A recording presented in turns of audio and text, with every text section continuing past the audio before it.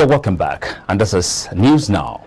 The Academic Staff Union of Universities has extended its warning strike by 8 weeks, and President of the Union, Emmanuel Osadeke, made this known in a statement on Monday. ASU reached the decision after its National Executive Council meeting held at the University of Abuja Secretariat of the Union following the expiration of its one-month warning strike. It's hinged on its decision on seriousness of the federal government. ASU blamed its decision on the insincerity of the government since it started the warning strike a month ago. According to the lecturers, a series of meetings with government officials yielded nothing. In the wake of the industrial action, there were accusations and counter-accusations from both parties, one of the contentious issues being the government's rejection of the university transparency and accountability solution developed to replace the integrated personnel payment role for information system. Now, UTAS, the federal government claimed, did not pass a series of tests it conducted to check its reliability. But ASU dismissed the claims, saying the government was not fair in its evaluation. Osadeke, however, noted that the National Executive Council during their meeting concluded that they would give the federal government 8 weeks to address all the issues in concrete terms so that students would resume.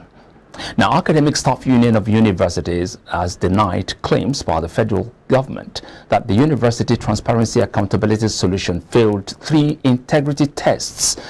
The union also accused Minister of Communication and Digital Economy, Issa Pantami, and the National Information Technology Development Agency of misinforming Nigerians on the true position of the tests. This came as President Muhammadu Buhari pledged the commitment of Nigeria to engage with all other partners to achieve quality educational standards that prepare the next generation to meet challenges of the 21st century. He made the plea on the pledge as the West African Examinations Council celebrated its 70th anniversary, which also coincides with the 70th yearly council meeting being hosted in Abuja from today till March the 18th. Now, the Independent National Electoral Commission has published the final list of candidates for the Ekiti governorship election slated for June the 18th. This was disclosed in a statement signed on Monday by the National Commissioner and Chairman, Information and Voter Education Committee, Festus Okoye. He said the list was released in compliance with the Electoral Act 2022 and following the close of nominations by political parties. Okoye in his statement said the attention of parties is drawn to Section 32, subsection 3 of the Electoral Act 2022, which provides that failure to notify the Commission shall not be grounds to invalidate the election. The final list is published in INEC state and local government offices in Ekiti State, as well as their website and social media platforms for public information as required by law. Now, no fewer than 31 Nigerians stranded in Ukraine arrived on Monday morning.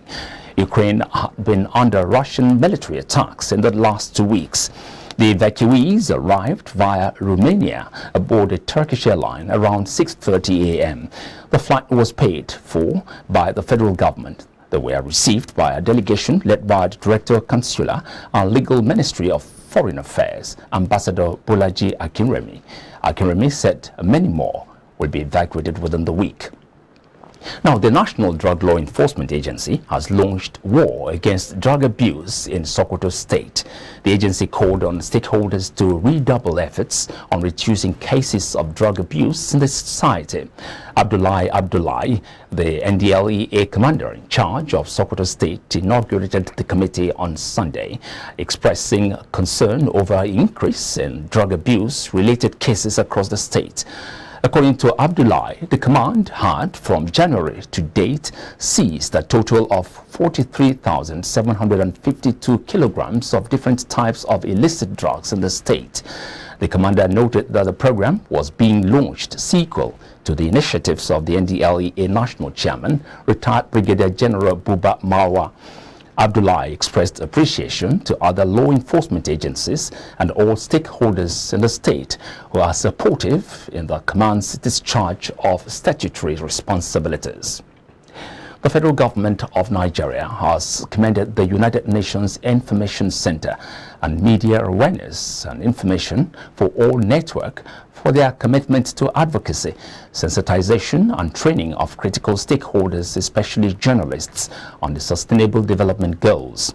Speaking at the training of journalists on SDGs held in Maiduguri, the Borno state capital, recently, the senior special assistant to the president on SDGs, Princess Adejoke Oreklokbe Adefulore, expressed her appreciation to UNIC and Maine for facilitating this strategic initiative.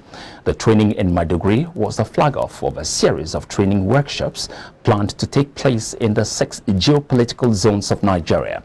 Other locations are Kano, North Central, Abuja, North Central, Enugu, Southeast, Uyo, South-South, and Lagos, Southwest.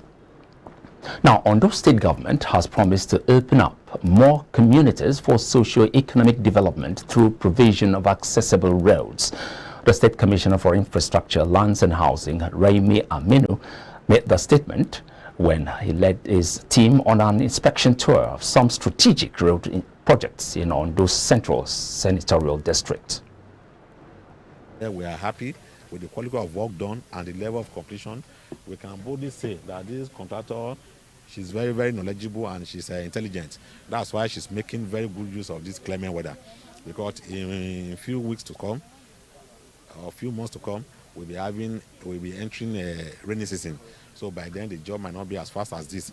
But the major obstacle that can delay the project, she has nearly achieved all. I cannot say how much I can thank the state government for doing this job for us. And after the completion of the roads, it will be the economics of the road, of the town. And this is the only route. If there's any problem between the express road, this is the alternative road to Akure.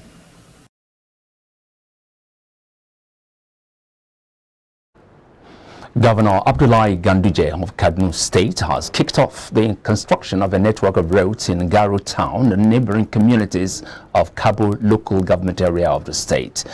This is contained in a statement signed by the Chief Press Secretary to the Governor, Abba Anwar, and issued to newsmen in Kano on Sunday. Ganduje was represented by the Commissioner for Local Governments and Chieftaincy Affairs, Murtala Garo, and supported by the Commissioner of Works and Infrastructure Development, Engineer Idris Wada, at the groundbreaking ceremony on Saturday. Garo assured that the Ganduje administration would work around the clock to improve rural infrastructural development. He said when completed, it would facilitate the movement of citizens and farm produce from rural towns and communities to major markets across the state. Now, the chairman, House Committee on Federal Road Safety Commission, Akinfolarin Mayua Samuel, has disclosed that there must be a collaborative effort between the government and the private sector in the management of Nigerian roads, stressing that the government cannot do it alone. Samuel, who made this known while speaking when the Committee on Road Safety Commission visited the Obajana cement plant at Obajana, Kogi State, the weekend. He explained that the challenges of road infrastructure in Nigeria cannot be fixed by the Dangote Group alone, as he commended various interventions by the group, which were highly appreciated by the members of the House of Representatives. Samuel, who bemoaned the traffic gridlock at Kaba Junction in state, urged the company to step up its interventional scheme by easing traffic jams, adding that the Lokoja-Kaba road is sensitive and central to the road network in the country. Now we take a commercial break. African News comes next.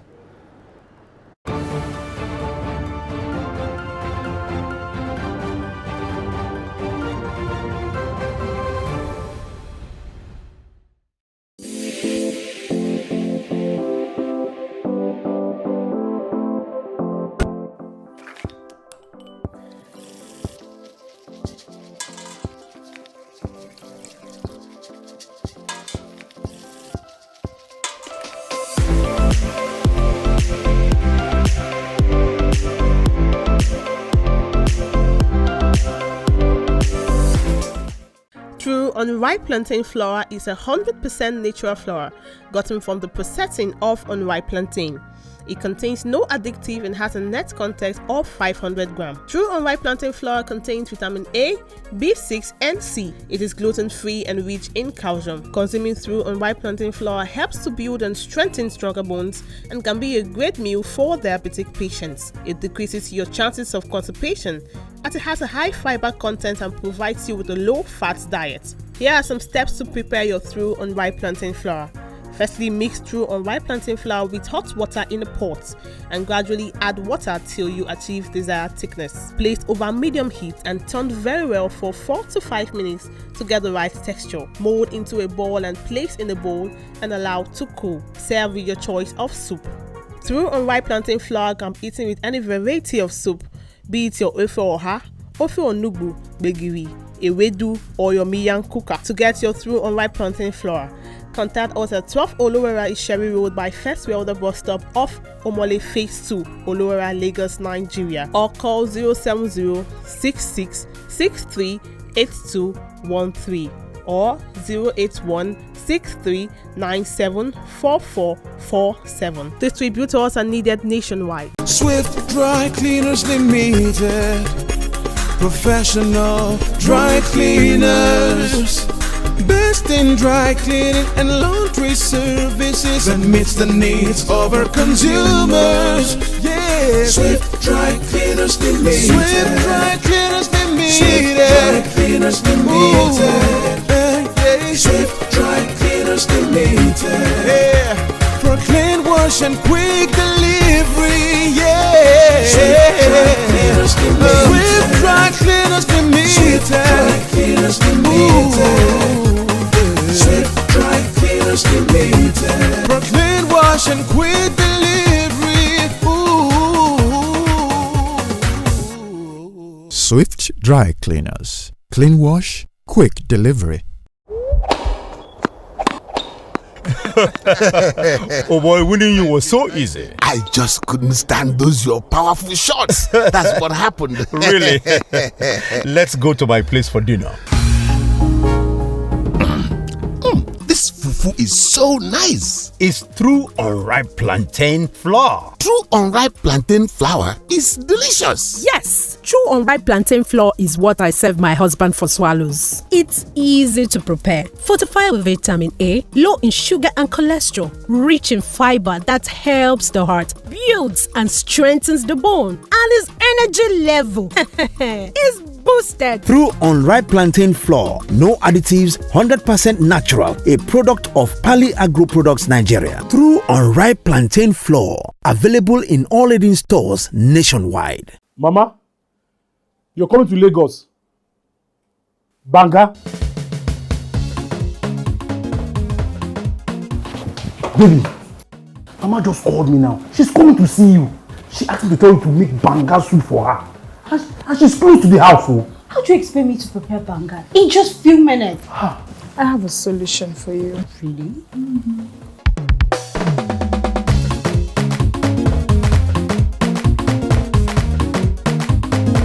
If you know sabi cook the banga, no go enter my family.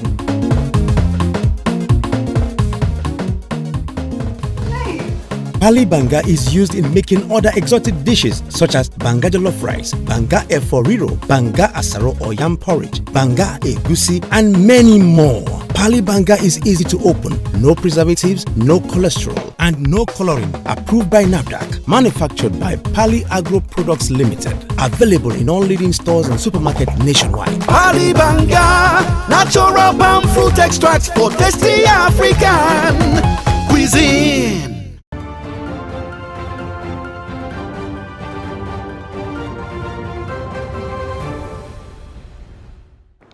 You're welcome back. At least 53 people died in western Ethiopia after an unidentified armed group attacked a civilian convoy and its military escort in a region plagued by ethnic violence. A rights body appointed by the government said on Sunday. The previously unreported attack occurred on March the 2nd in Metakel and the Beni Shangu Gumuz region. The Ethiopian Human Rights Commission said 20 soldiers and 3 civilians were killed in the ambush, while 30 attackers died during the day-long gun battle that followed. 11 more people were killed the following day, including one who was burned alive as security forces rounded up suspects and carried out summary killings. Chad's government and opposition groups had started peace talks in Doha. However, the talks were suspended after representatives from one of the 44 rebel groups attending left the room. The Chad's government and the opposition groups had started peace talks on Sunday morning in Doha.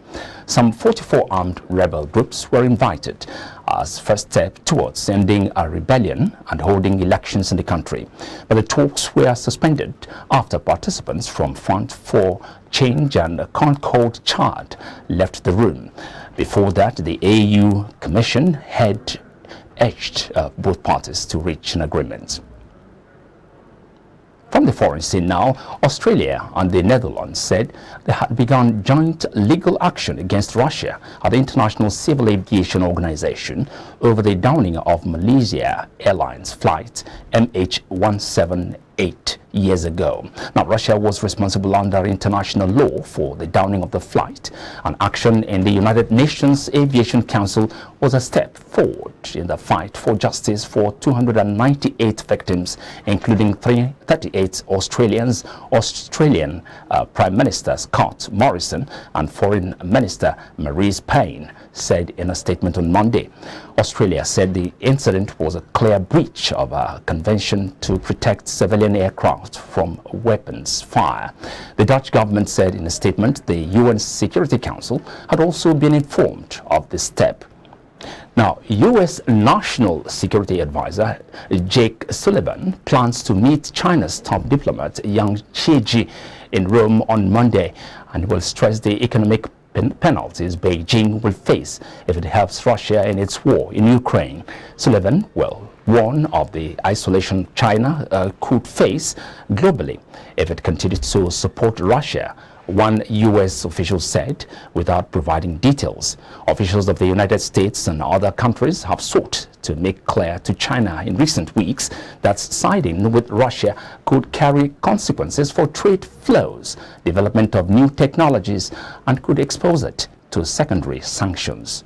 Now, Chinese companies which defy U.S. restrictions on exports to Russia may be cut off from American equipment and software they need to make their products. U.S. Commerce Secretary Gina Raimondo said last week. Ukrainian officials negotiating with their Russian counterparts are to ensure direct talks between the country's leaders that could lead to bringing peace. Ukraine's President Volodymyr Zelensky said late on Sunday. The next round of the talks on the war in Ukraine between the two neighbors is scheduled for early Monday via video links. Although officials have been giving upbeat assessments lately, positive results of the negotiations are yet to come. Ukraine has repeatedly called for direct talks between Zelensky and Russian President Vladimir Putin, pointing to the Russian leader as the one making all final decisions. Russia has said previously that the Kremlin would not refuse such a meeting to discuss specific issues, but there have been no further details. Now, Chilean leftist Gabriel Boric, 36, was sworn in as president on Friday, making the sharpest shifts in the Andean country's politics since its return to democracy 3 decades ago after the bloody dictatorship of General Augusto Pinochet. At the Congress building in the port city of Valparaiso, Boric, a tattooed former protest leader and lawmaker, took the presidential sash from outgoing billionaire President Sebastián Piñera, making him the country's youngest ever elected leader.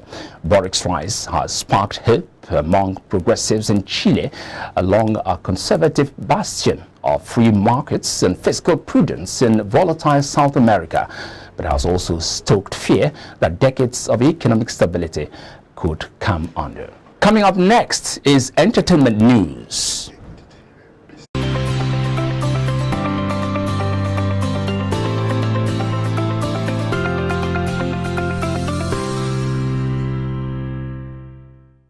Hello and welcome to Entertainment Business. I am Chioma Amaribulam. After only 10 days on the big screen, The Batman ranks as the highest grossing movie of 2022. The $200 million budgeted movie earned $66 million in its second weekend of release, propelling its domestic tally to $238.5 million. It is also the second highest grossing movie since the onset of COVID-19.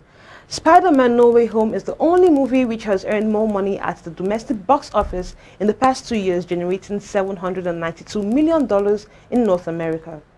Without any nationwide releases, The Batman had no trouble towering over domestic charts. In a distant second place, Tom Holland's video game adaptation, Uncharted, nabbed $9.2 million from 3,725 North American venues. After 4 weeks of release, the PG-13 action-adventure has earned $113 million. Moving on, Discovery shareholders have formally approved the mega combination of the factual and lifestyle media powerhouse with AT&T's entertainment division, Warner Media, setting the stage for the merger to close in the coming weeks. Discovery reiterated that the merger transaction is expected to close in the second quarter of 2022. The merger will see AT&T spin off Warner Media to be merged with Discovery. AT&T shareholders are set to receive an estimated 0.24 share in the company for each AT&T share held. AT&T shareholders will end up owning 71% of the new Warner Bros. Discovery, with Discovery shareholders holding the rest. The final green light for the mega deal came at a special shareholder meeting Friday, held online rather than in person. The result was never in doubt, given Discovery's biggest shareholders, John Malone and Advance/Newhouse, had both blessed the deal when it was unveiled last May. Together, they control a 44% voting stake in Discovery stock. And that is on Entertainment Business. I am Chioma Amaribulam.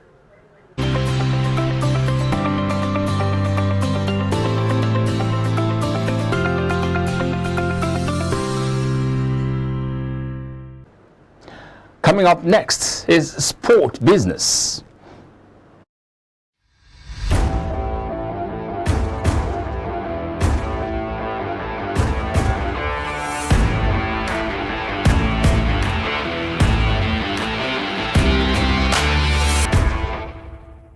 The NCAA will pay out more than it has ever done to Division I schools. The governing body has allocated $625.5 million according to the 2022 NCAA Division I Revenue Distribution Plan.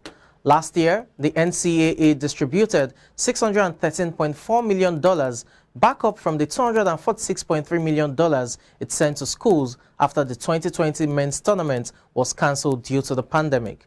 But by 2032, the NCAA has budgeted for $826.6 million worth of distributions, documents show. The increase follows a steady growth in payouts for media rights for the men's tournament. This year, the rights will pay out about $870 million per the NCAA's 2021 annual fiscal report. They will reach about $1 billion by 2026. The distribution system is based on a number of factors, including men's March Madness. Of this year's allocations, about $233.7 million, which is about 37%, is related to eligibility, participation, and success in the big dance. And still talking sports business at this hour, National Football League franchise the Green Bay Packers have raised $65.8 million in their 6th ever stock offering, adding 176,160 new shareholders in the process.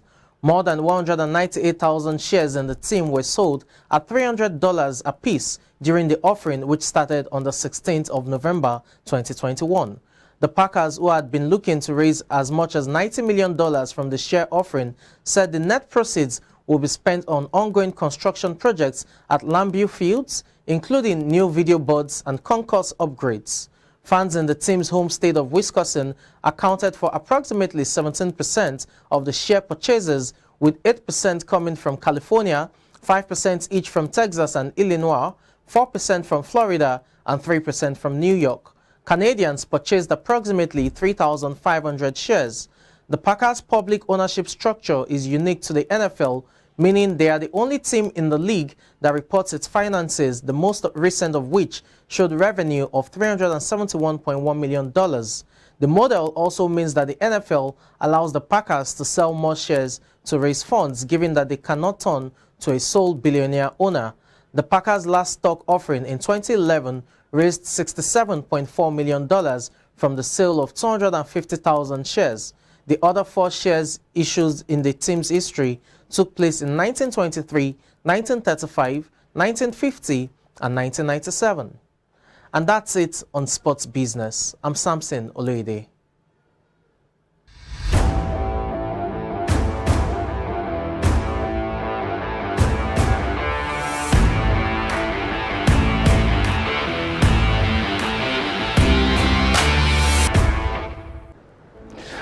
And with those sports stories, it's a wrap on the news. Thanks very much for watching. I am Michael Nath.